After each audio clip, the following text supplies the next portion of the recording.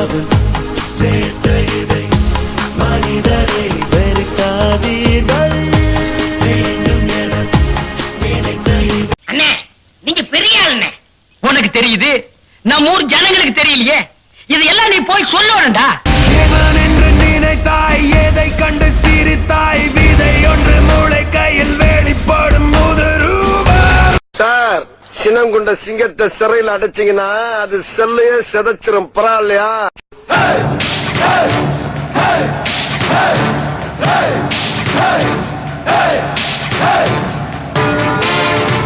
நாங்கள பார்த்தா தாண்டா காமெடியா இருப்பேன், கிட்டத்துல பார்த்தா டெரரா இருப்பேன்டா. டெரரா